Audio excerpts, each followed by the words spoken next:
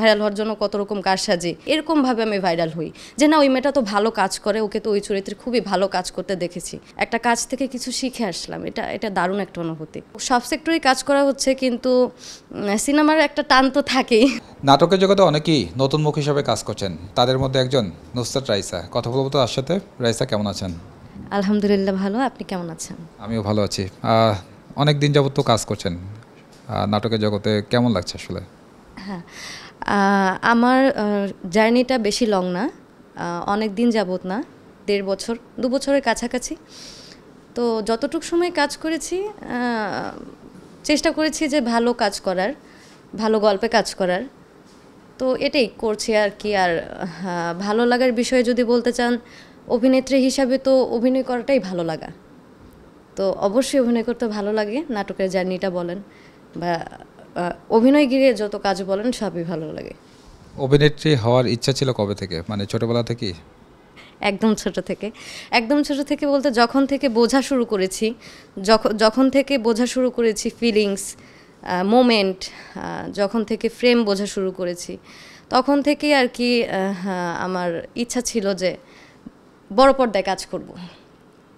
আমার বয়স তখন 6-7-এ পড়ি আমি, 16-17 বছর বয়স। তো তখন থেকেই চিন্তা যে না আমি সিনেমার নায়িকা হব বা বিলবোর্ডে আমার ছবি যাবে। ছোট মানুষ তো একটু একটু কাল্পনিক ধরনের চিন্তা ভাবনা। তো ওই যে একটা ভূত ঢুকছে মাথায় যে না বড় পর্দায় কাজ করব বা আমি আমাকে নিজেকে বিগ স্ক্রিনে দেখব, তো ওটাই নিজেকে রান করিয়ে নিয়ে গেছে আর কি এত দূর। আর সেটার জন্যই আর কি ধরেন আজকে এখানে কথা বলছি আপনার সাথে। নাটকে কাজ করতে গিয়ে কোনো মজার স্টোরি আছে কিনা যেটা আজকে দর্শকদের সাথে শেয়ার করা যায়?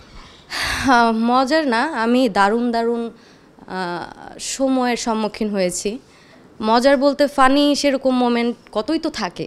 কাজ করতে গেলে কত মানুষের সাথে পরিচয় হয়, একসাথে আড্ডা তো হয়। মেকআপ রুম একটা সুন্দর জায়গা সবার সাথে পরিচিতি হওয়ার, তো সবই তো ঠিক আছে। বাট অনেক সুন্দর মুহূর্ত আমি সম্মুখীন হয়েছি, ভালো ভালো অভিনয়ের সম্মুখীন হয়েছি, বড় বড় তারকাদের সাথে কাজ করেছি, তাদের কাছ থেকে অনেক কিছু শিখেছি। শুধু যে প্রফেশনাল লাইফে কাজে লাগবে তা না, পার্সোনাল লাইফেও কাজে লাগবে।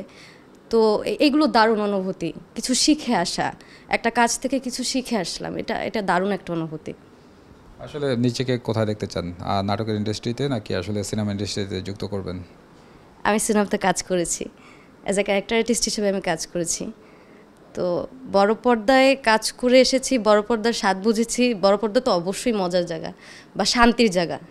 একজন শিল্পীর কাছে তার পারফরমেন্স শো করানোর জন্য বড় পর্দা তো সর্বোচ্চ স্থানে। তো হ্যাঁ, অবশ্যই বড় পর্দা মাথায় থাকবে বা আছে বা এখনও চলছি। কিন্তু নাটকও ভালোবাসি, নাটক করতে। সিঙ্গেল ড্রামাগুলো করছি, ফিকশনে কাজ করছি, তারপরে টিভিসি কাজ করছি। তো সব সেক্টরেই কাজ করা হচ্ছে, কিন্তু সিনেমার একটা টান তো থাকেই। ওই যে বললাম যে একটা নেশা, তো সিনেমার প্রতি সিনেমা একটা নেশা। আর নাটক তো অবভিয়াসলি আমি করছি স্টিল। ভাইরালের যুগ চলছে, অর্থাৎ অভিনেতা অভিনেত্রী সবাই হচ্ছে ভাইরালে মানে ব্যস্ত। আপনার কি মনে হয় আসলে ভাইরাল হওয়াটা কি খুব জরুরি? ভাইরাল হওয়াটা এখন কোনো কিছু মানে কোনো কিছুর সামনে নিজেকে প্রেজেন্ট করার জন্য ভাইরাল হওয়া লাগতেছে। সচরাচর সবাই ভাইরাল হতে পারে না। যে ভাইরাল হচ্ছে তাকে সবাই চিনছে, যে ভাইরাল হচ্ছে না তাকে কেউ চিনছে না।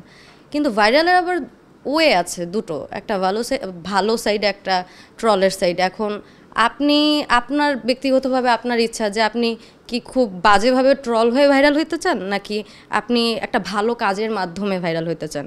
তো আমাকে যদি জিজ্ঞেস করেন, আমি বলবো যে আমি আমার ইচ্ছা যে আমি ভালো একটা ক্যারেক্টারের মাধ্যমে বা ভালো একটা গল্প থেকে যেন আমি উঠে আসতে পারি, এরকমভাবে আমি ভাইরাল হই। যে না ওই মেয়েটা তো ভালো কাজ করে, ওকে তো ওই চরিত্রে খুবই ভালো কাজ করতে দেখেছি। তো এরকম পজিটিভ সাইডে আমি ভাইরাল হতে চাই। আমার ওরকম কোনো ইচ্ছা নাই যে শাকিব খানকে নিয়ে কথা বললাম ভাইরাল হয়ে গেলাম। হ্যাঁ, তারপরে এই অনেক থাকে না ভাইরাল হওয়ার জন্য কত রকম কারসাজি। কেউ বলতেছে যে আমি শাকিব খানের হিরোইন, হ্যান ত্যান কত রকম কথাবার্তা। তো এইগুলো আমার পছন্দ না ব্যক্তিগতভাবে। দর্শকদের উদ্দেশ্যে বলার আছে, অবশ্যই বলার আছে, আমার জন্য অনেক অনেক দোয়া করবেন, আপনাদের দোয়া চাই। আর আপনাদের জন্য ভালো কাজ যেন আমি উপহার দিতে পারি, আমার জন্য সেই দোয়া করবেন। আমি ইনশাল্লাহ আপনাদেরকে ভালো কাজ দেওয়ার চেষ্টা করব এবং আমাদের পথটা সুদীর্ঘ হবে ইনশাল্লাহ।